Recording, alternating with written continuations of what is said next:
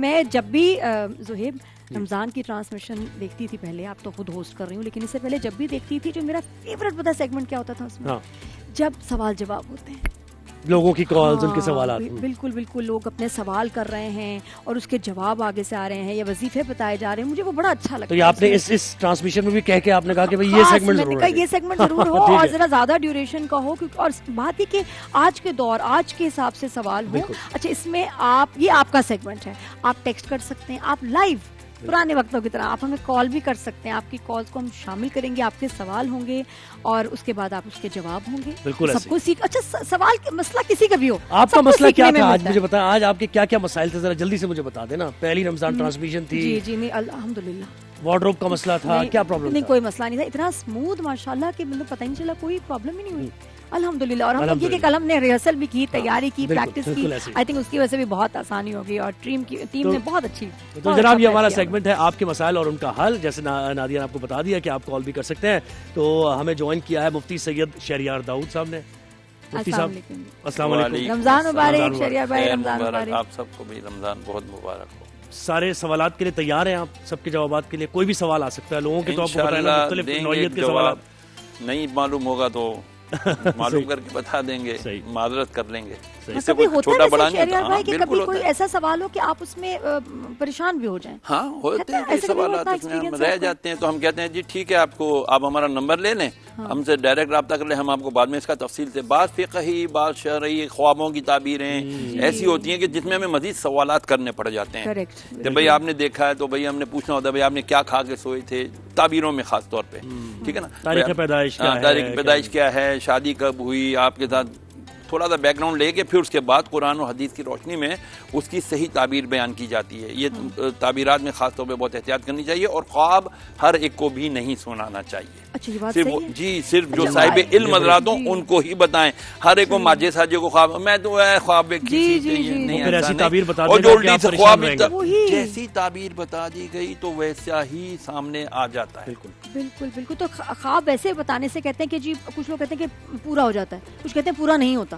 بتانا ہی نہیں چاہیے. مختلف باتیں ہیں. کچھ خوابوں کے بارے میں چھوٹا سا عرض کر دوں. خواب دو طرح کے ہوتے ہیں، ایک رحمانی، ایک شیطانی. جی، اللہ کی طرف سے بھی ہوتے ہیں اور شیطان کی طرف سے بھی ہوتے ہیں. اچھا، پھر اس کے اندر بعض خواب ایسے ہوتے ہیں جن کی تعبیر ہوتی ہے، بعض خواب ہوتے ہیں منتشر خواب، ان کی تعبیرات نہیں ہوتی، وہ صرف ہمارے روزمرہ کے جو ہمارے معاملات اس کی وجہ سے جو تخیلات بنتے ہیں وہ خواب کی صورت میں آ جاتے ہیں. اور زیادہ تر شیطان ہی ایسی چیزوں کو لاتا ہے. اس کا تو بہترین طریقہ یہ ہے نا کہ وضو کر کے سوئیں، وضو کر کے سوئیں، توبہ کر کے سوئیں، اعوذ باللہ، معوذتین پڑھ کے سوئیں، آیت الکرسی پڑھ کے سوئیں.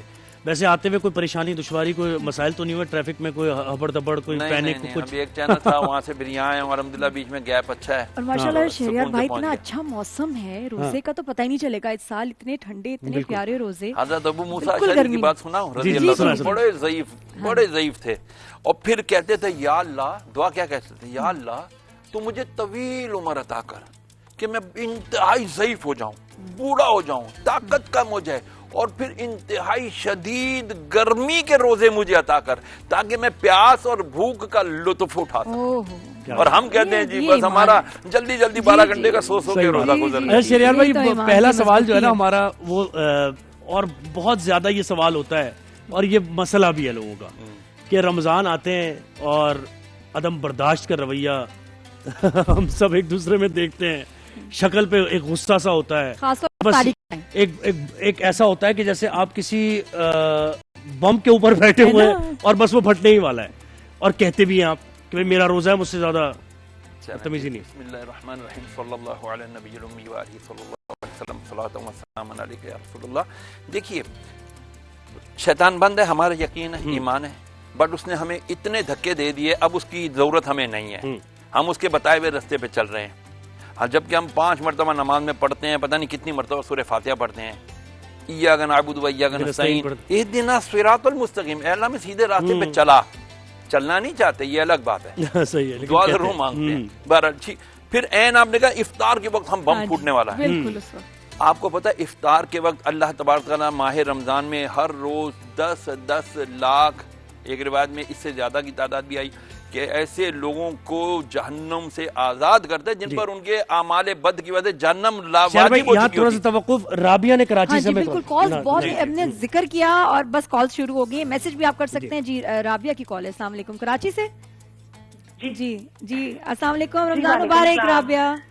آپ کو بھی رمضان مبارک۔ مفتی صاحب سے میرا یہ سوال تھا کہ میری والدہ جو ہے ان کو شوگر ہے اور ہم لوگ انہیں منع کرتے ہیں روزہ رکھنے کے لیے، لیکن وہ ضد کرتی ہیں کہ نہیں مجھے روزہ رکھنا ہے، تو اس میں تھوڑا سا آپ بتا دیں کہ مطلب جو روزہ اگر نہیں رکھے گا تو اس کے بہاف پہ آئی تھنک کتنے لوگوں کو کھانا کھلانا ہوتا ہے، کتنے ہم راشن دے سکتے ہیں اس پہ تاکہ وہ انڈرسٹینڈ کریں۔ تھینک یو رابعہ، یہ بہت اچھا سوال ہے، اور لوگوں کا یہ مسئلہ ہے کہ لوگ اگر ان کی جان پہ بھی بنائی ہے تو وہ کہتے ہیں کہ روزہ ہم نے چھوڑنا نہیں ہے، اور گھر والے پریشان ہوتے ہیں پھر۔ اچھا، اب یہاں پر گھر والوں کو بھی دیکھنا ہوگا کہ ایک آدمی اگر برضا و رغبت اور وہ سمجھتا ہے کہ میرے اندر اتنی طاقت ہے میں روزہ رکھ سکتا ہوں، میری عمر 60 سال ہو گئی، 70 سال ہو گئی، لیکن میں اگر سروائیو کر سکتا ہوں تو اس کو روزہ رکھنے دینا چاہیے۔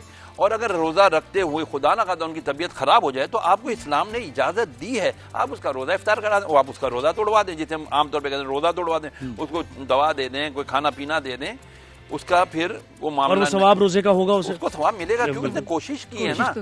اللہ تعالیٰ فرماتا ہے الانسان الا لیس سعی، کہ ہم انسان کو اس کی کوشش کے مطابق اجر عطا فرماتے ہیں، ہم نیت کوشش کریں گے، نیت کریں گے۔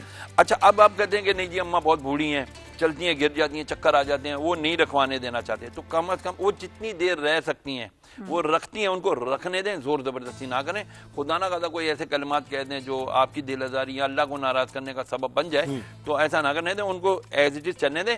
البتہ اب آپ کو لگتا ہے یار یہ آگے بھی صحیح نہیں ہوں گی تو ان کے روزانہ 2 مساکین کو کھانا کھلانے کے برابر اس کا فدیہ دے دیا ہے۔ بالکل ایسے۔ اچھا، لاہور سے وقار نے ہمیں کال کیا، دو افراد ہیں، نہیں ایک شخص کا دو مساکین کو، ایک روزے کا 2 مساکین کو کھانا کھلانا، اس میں سحری افطاری یا سحری افطاری کا یعنی کہا جاتا ہے نا 2 وقت کا کھانا، 2 وقت کا، ہاں، 2 لوگوں کے لیے۔ تو رابعہ آپ کو اس کا جواب یقیناً مل گیا ہوگا۔ وقار نے ہمیں جوائن کیا ہے لاہور سے۔ وقار السلام علیکم، کیا سوال ہے آپ کا؟ وعلیکم السلام جی، میرا سوال یہ ہے مولانا صاحب سے کہ جس طرح آج کل کے حالات چل رہے ہیں، مالی حالات سب کے خراب چل رہے ہیں، تو روزی جس کے اندر کشادگی کے لیے ہم کون سا وظیفہ اختیار کریں جس سے ہم اپنے مالی مسائل پر قابو پا سکیں، اپنی روزی کو بڑھا سکیں؟ صحیح، بہت شکریہ۔ بہت اچھا سوال ہے یہ۔ سب سے پہلے تو دیکھیں یہ کہ ہمارا جو آمدنی کا ذریعہ وہ حلال ہے، پہلے یہ دیکھنا۔ نمبر 2، کیا ہم قناعت پسند ہیں، جتنی چادر ہے اتنے پاؤں پھیلائے ہوئے کہ نہیں پھیلائے ہوئے، کہیں ہم نے کوئی ایکسٹرا آرڈنری تو اپنے اخراجات نہیں کیے۔ جب آپ قناعت کی چادر اوڑھ لیتے ہیں نا تو آپ کے اخراجات کنٹرول میں بھی آ جاتے ہیں، اور جتنا آتا ہے اس میں آدمی کو سحری بھی ہو جاتی ہے، تسلی بھی ہو جاتی ہے۔ پھر بھی رسول کریم علیہ السلام کے پاس صحابہ کرام نے عرض کیا رسول اللہ میں تنگی ہے، رزق کم ہے، تو حضور نے فرمایا تم صبح کے وقت فرشتوں کی تسبیح کیوں نہیں پڑھتے؟ پوچھا یا رسول اللہ وہ کیا ہے؟ فرمایا سبحان اللہ و بحمدہ سبحان اللہ العظیم استغفر اللہ۔ بس یہ آپ 100 مرتبہ پڑھ لیا کریں، لیکن پڑھنا صبح فجر کے وقت ہے کہ صبح صبح اللہ تعالیٰ کے 2 فرشتے نکلتے ہیں اور ہر انسان کے پاس، مسلمان کے پاس نہیں، ہر انسان کے پاس جاتے ہیں اور کہتے ہیں لے ہم تیرے لیے تیرے رب کا دیا ہوا رزق لائے۔ اور اگر بندہ بڑا سو رہا ہوتا ہے تو وہ ایک دوسرے کو دیکھ کے کہتے ہیں سبحان اللہ۔ جی میں پوچھنے والا تھا کہ یہاں تو میجورٹی مطلب 12 بجے تک، 1 بجے تک۔ مجھے بتائیں زہیب بھائی اور نادیہ ذرا مجھے بتائیں، وقت ہے زوال کا، 11:30 پونے 12 بجے زوال کا وقت ہوتا ہے، آپ جا کے دکان کھول رہے ہیں، زوال کا پیریڈ لگ گیا ہے، سورج پیک پہ پہنچ کے ڈاؤن فال پہ آ رہا ہے، پھر بیٹھے تو ہوئے آپ بیٹھ کے اب رزق مانگ رہے ہیں، رزق بھی بہت آئے گا، ایسا بھی سوال آئیں گے، کماتے بہت ہیں، برکت نہیں ہے، زوال کے وقت کا رزق برکت والا نہیں ہوتا۔ صحیح، بالکل۔ نیہا کی کال ہے کراچی سے، بالکل کراچی سے۔ جی السلام علیکم، رمضان مبارک نیہا۔ ہلو السلام علیکم، نادیہ کیسی ہیں آپ؟ میں بالکل ٹھیک ہوں، رمضان مبارک۔ روزہ ہے تمہارا؟ زہیب حسن بھی ہیں، السلام علیکم۔ ہاں زہیب بھی ہیں۔ وعلیکم السلام۔ کیسی ہیں آپ؟ میرا سوال مفتی صاحب سے یہ ہے کہ میرے گھر میں ہر وقت لڑائی جھگڑے رہتے ہیں، روزے میں بھی اور ویسے عام دنوں میں بھی، تو اس کے حل کے لیے مجھے مفتی صاحب سے کوئی وظیفہ بتا دیجیے۔ اچھا، مطلب روزے میں بھی تو کیا چل رہی ہے لڑائی جھگڑے، کیا مطلب معاشی مسائل ہیں، کوئی آپس میں لوگوں کے درمیان کوئی اختلافات ہیں، کیوں لڑائی جھگڑے بتائیں گے تھوڑا؟ اور یہ کہ ہسبینڈ وائف کے بیچ میں یا بچوں کے ساتھ جھگڑے ہیں یا ہر کوئی بس لڑا ہے؟ جی بھائی بہن، ہم لوگ، میرے جو بھائی بہن ہیں وہ ہر وقت لڑتے رہتے ہیں۔ مطلب بچے ہیں لڑتے رہتے ہیں ہر وقت ایک ماحول ایسا ہے۔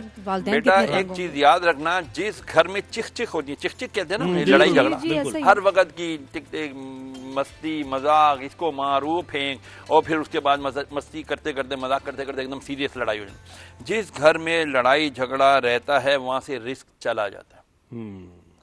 اگر آپ کے گھر میں رزق ہے اور آپ پھر بھی لڑائی جھگڑا کرتے ہیں، اس کا مطلب ہے آپ لوگ ناشکرے لوگ ہیں. معذرت، سوری، ناراض نہیں ہونا، آپ لوگ شکر ادا کرنے والے نہیں ہیں. آپ نیچے کیوں نہیں دیکھتے؟ کیا ہم غذا بھول جاتے ہیں؟ جہاں لوگ برتن لے کے گھنٹوں کھڑے رہتے ہیں اور کھانا نہیں ملتا. ہمیں اگر پانی 2-4 دن، ابھی پچھلے دنوں پانی بند ہوا تھا، کیسے لوگ سڑکوں پر آ گئے تھے. اگر آپ کو نعمتیں ملی ہوئی ہیں تو سب سے پہلے نعمتوں کا ادا کریں شکر، کیونکہ اللہ کا وعدہ ہے لئن شکرتم فلازیدنکم، تم میرا شکر ادا کرو میں اور زیادہ دوں گا. اور اگر تم لڑتے جھگڑتے رہو گے تو گھر سے خیر اور برکت اٹھ کے چلی جائے گی. کیا وظیفہ کیا وظیفہ یہ ہے اعوذ باللہ من گھر میں سکون کا وظیفہ شہریار بھائی کے کیونکہ ایک شخص سے بھی جو ہے نا پورے گھر کا ماحول خراب ہوتا ہے. ایک شخص بھی اگر گھر کا ماحول خراب کرتا ہے تو آپ اس گھر والے کے لیے، میں آپ کو چند چیزیں لکھوا لیتا ہوں، قلم پینسل لے کے بیٹھ جائیں. سب سے پہلے درود شریف پڑھیں ایک بار، درود ابراہیمی جو نماز میں پڑھتے ہیں. اس کے بعد آپ پڑھیں 7 مرتبہ سورہ فاتحہ، پھر اس کے بعد پڑھیں 3 مرتبہ آیت الکرسی، پھر اس کے بعد پڑھیں آپ سورہ طٰہٰ کی آیت نمبر 68-69، قُلْنَا لَا تَخَفْ إِنَّكَ أَنْتَ الْأَعْلَىٰ وَأَلْقِ مَا فِي يَمِينِكَ تَلْقَفْ مَا صَنَعُوا إِنَّمَا صَنَعُوا كَيْدُ السَّاحِرِ وَلَا يُفْلِحُ السَّاحِرُ حَيْثُ أَتَىٰ.